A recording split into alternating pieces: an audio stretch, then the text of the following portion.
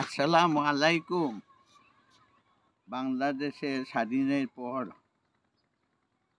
ইতিহাস কালকে নির্বাচনে সিলেকশন দামি স্বতন্ত্র প্রার্থী দিয়ে আওয়ামী লীগ ভারতীয় প্রেসক্রিপশনে শুরু করছে যে পরিকল্পনায় ভারতীয় রাও কাও রয়ের পরিকল্পনায় হতে যাচ্ছে নির্বাচন দামি স্বতন্ত্র বানিয়ে একই করে তারা নিজেরা কী খেলা খেলে বাংলাদেশের ইতিহাসে চলে যাবে,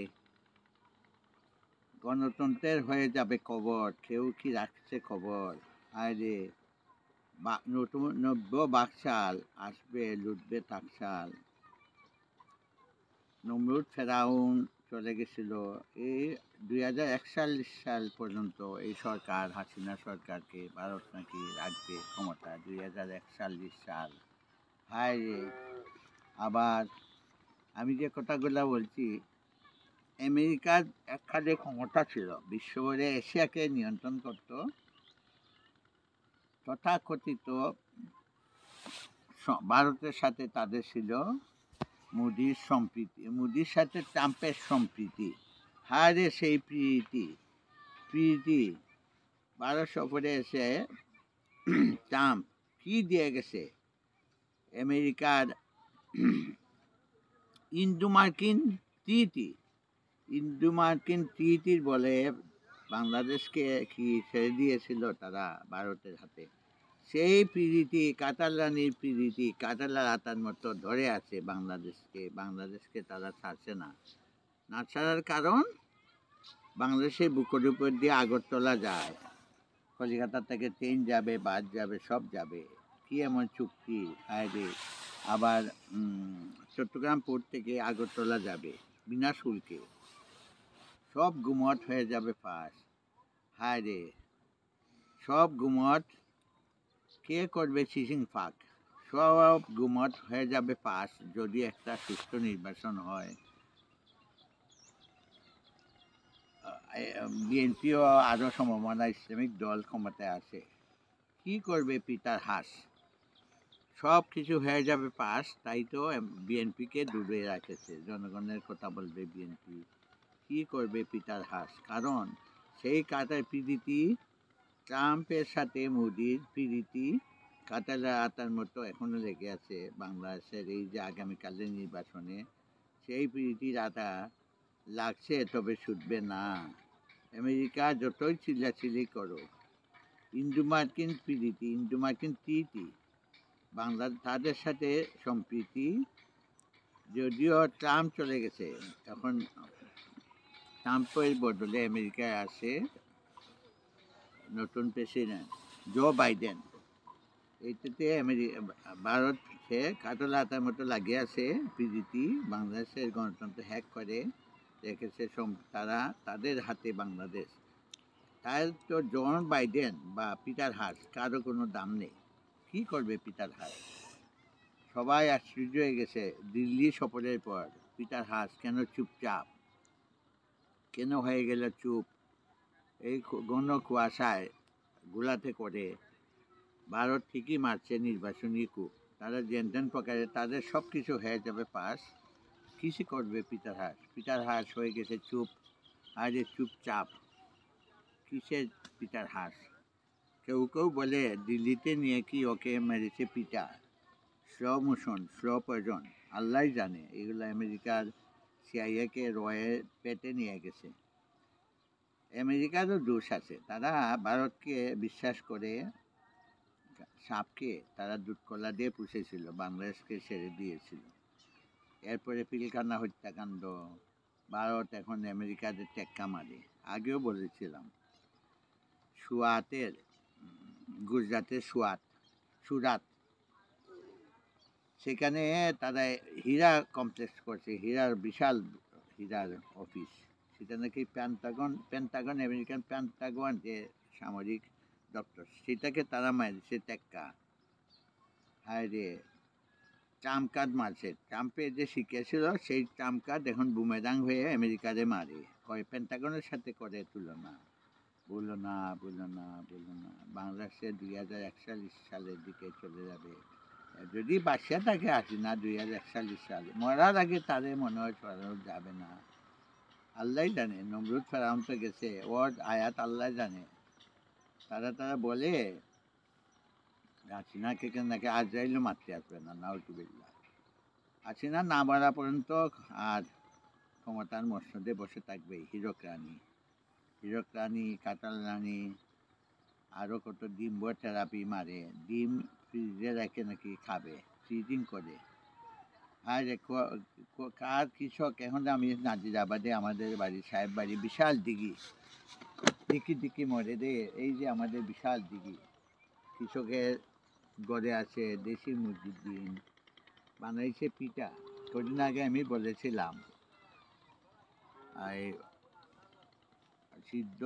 ধানে সিদ্ধ দেওয়ার মধ্যে পিঠা, এটা বলে কাশি পিঠা, সে পনির দিয়ে বা ঘি দিয়ে বাজলে বড় মজা লাগে। হায় রে, এখন আমি আর কি বলবো বাংলার করুণ ইতিহাস। আগামীকাল 7ই জানুয়ারি 2024, সব মানুষ মনে হয়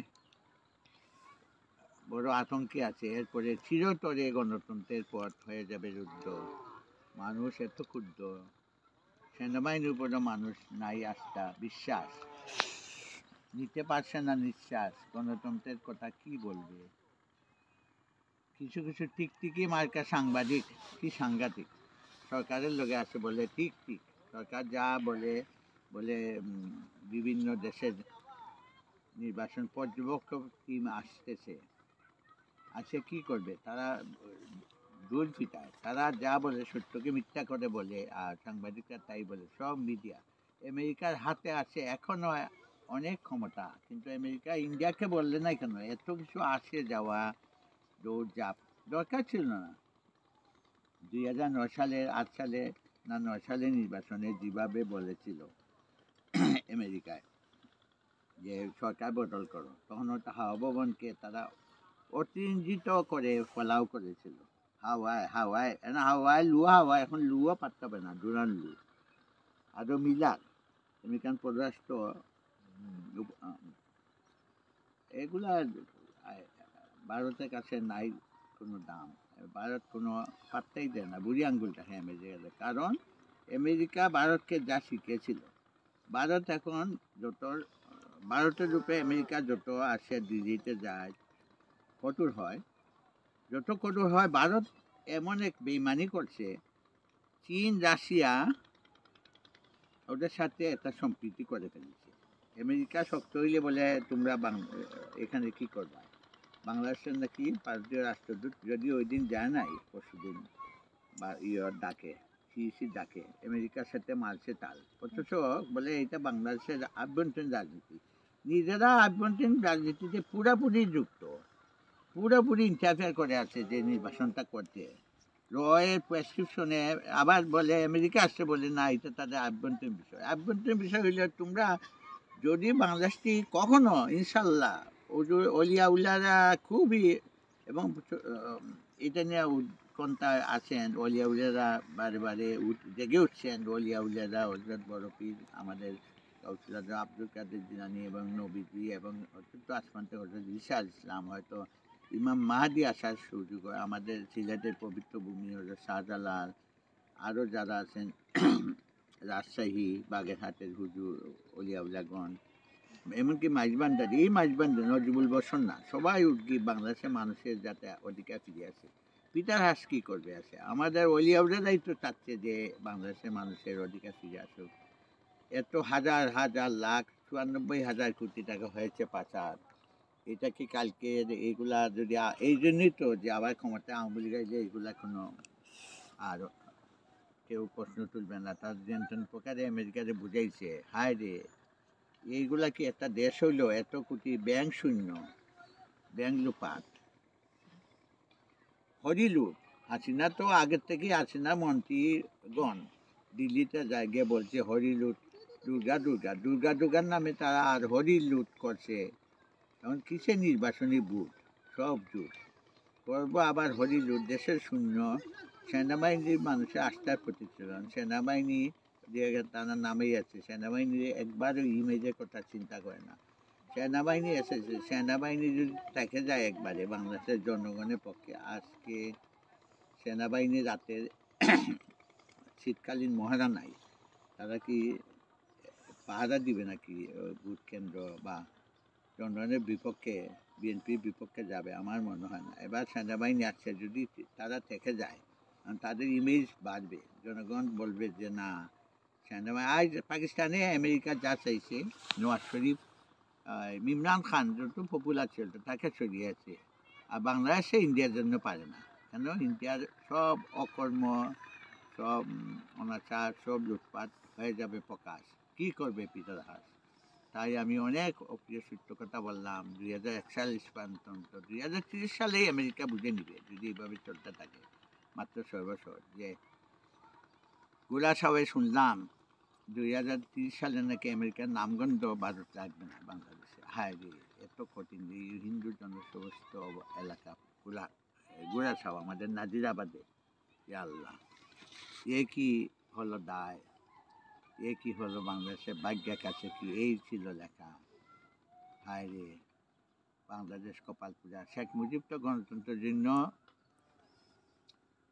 সংগ্রাম করেছে, গণতান্ত্রিক ভোটের অধিকার, গণতান্ত্রিক অধিকার, আর তার মেয়ে সেইটা ভারতের হাতে ছেড়ে দিছে। ভারতীয় তন্ত্রমন্ত্র, হীরক রানী, কাতাল রানী, কাতালের আটার মতো ধরে আছে বাংলাদেশকে। ট্রাম্প, আরে এখন ট্রাম্প কার্ড মারে বাংলাদেশে, আর আমেরিকারে বলে যে এটা আভ্যন্তরীণ বিষয় বাংলাদেশে। নিজেরা আভ্যন্তরীণ ব্যাপারে নিজেরা জড়িত, নিজেরা সব ফর্মুলা দিছে প্রেসক্রিপশনে, শখে। ভারতকে যদি আমেরিকা কঠোরভাবে বলে যে তোমাদের লোকজন আছে, ভারতের লোকজন আছে ইউটিউবে, গুগল, ফেসবুক, সব কিছুতে ভারতের লোকজন, আমেরিকার আইটি সেক্টর তারাই দখল করে আছে।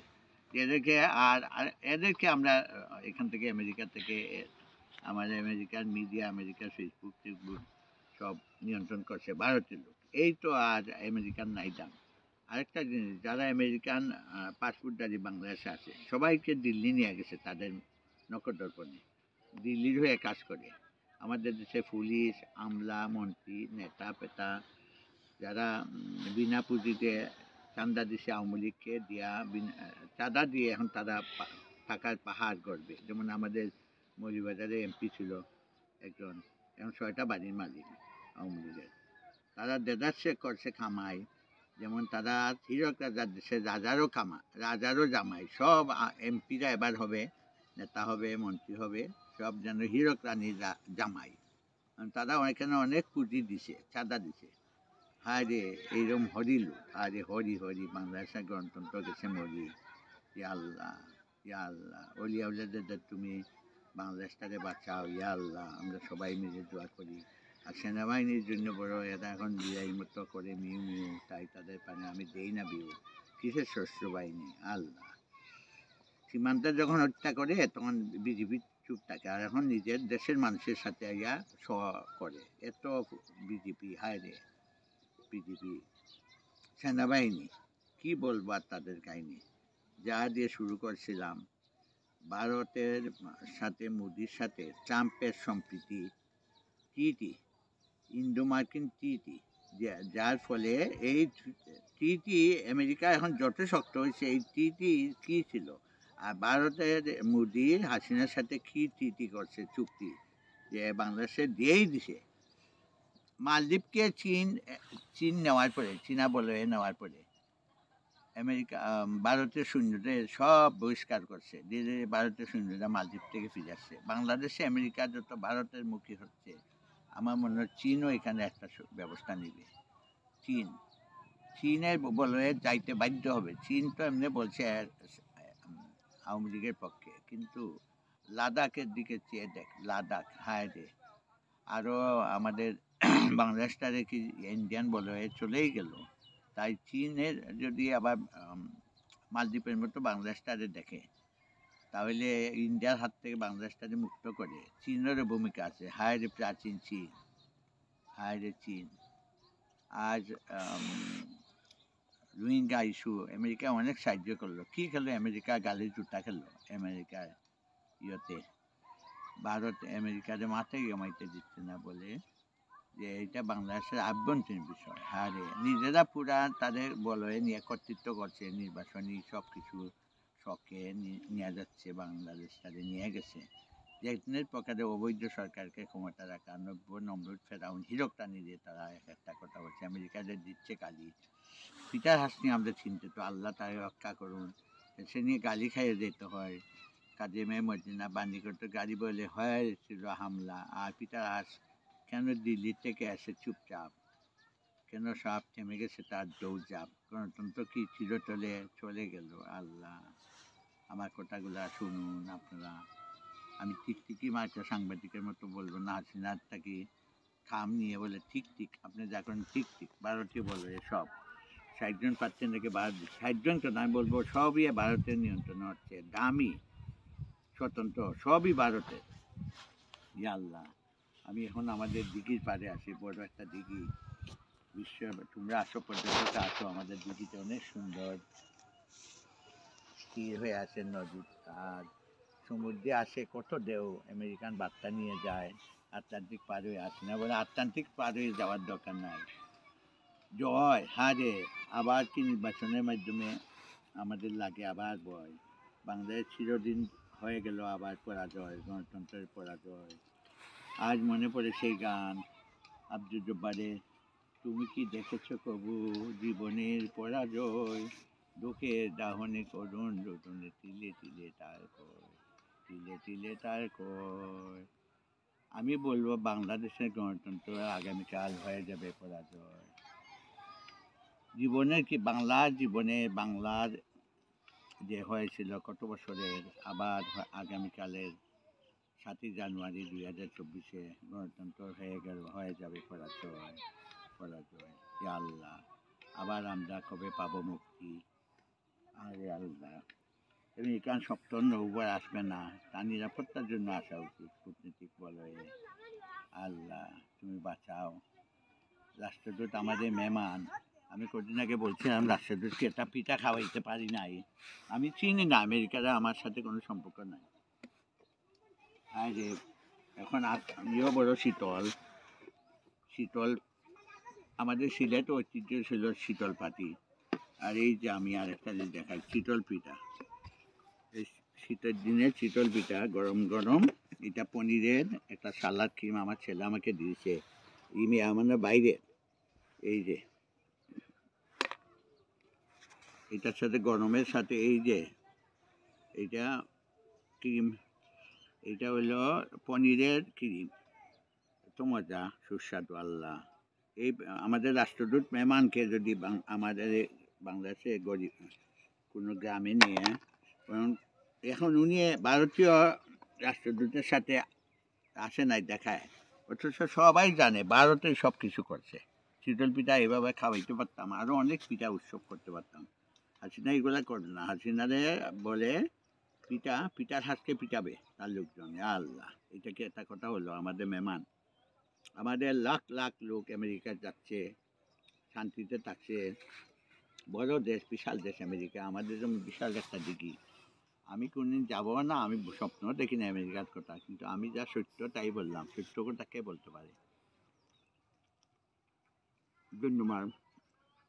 শীতল পিঠা খাওয়াইতে পারতাম যদি, পিঠা যাচ্ছে না, ইউরোপিয়ান ইউনিয়ন, অস্ট্রেলিয়া, চীন, জাপান, আমি বলবো বাংলাদেশের জয়গান, সব গান থেমে যাবে আগামীকাল, সব গান থেমে যাবে। এই কি গো শেষ গান, গণতন্ত্র নির্বাচনী ভোটের হয়ে যাবে অবসান, কালকে তারা এই যে পিঠা